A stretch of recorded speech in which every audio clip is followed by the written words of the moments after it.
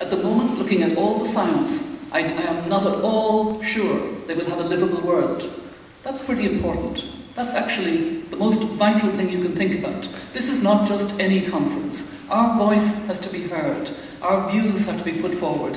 And I think the most fundamental message we can give is there is no longer a them and us. Us in the world that has caused the greenhouse gas emissions, and how can we get away with, is it 20%, is it 15%? I think it has to be at least 30%. And I think Europe has to give a lead in that 30%. That's part of the issue, the commitment of the world that has benefited from the way in which we have overused carbon and still do and have not sufficiently changed our habits. But the them and us becomes a we when we realise that it's only if we're together that we will have a safe world. And that means we must have the poorest belonging to the low carbon path that we all need to take. It's basically just an intergeneration dialogue, and to bring people from all backgrounds and all age groups together to discuss issues that are concerning them, and then they will be put into a communique and taken to the COP15. I think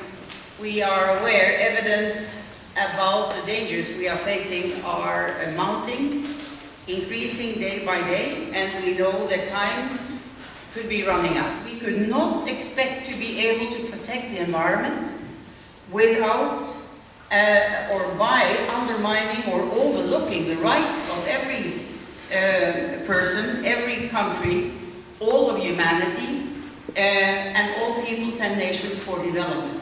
There is no way to protect the environment without taking care of the right to development. That was a key message, and we must not forget it here in Copenhagen either. Humanity needs to chart a new course, one that can combine the human rights for all with safeguarding the environment. This is what we are looking at. The world is looking at the leaders coming to Copenhagen, and they know that they have a responsibility to act.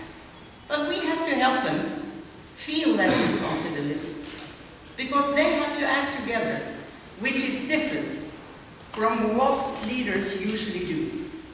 They act on behalf of their own nation.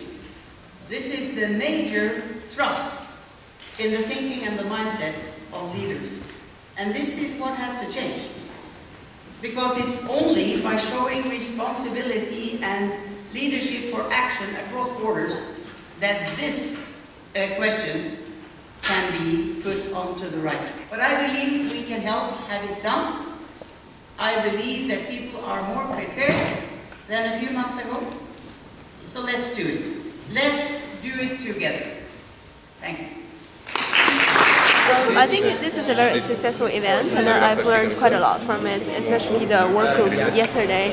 I attended the technology work group, and because I study engineering and I'm very interested in that, and I want to pursue a career in the green technology and clean tech as well.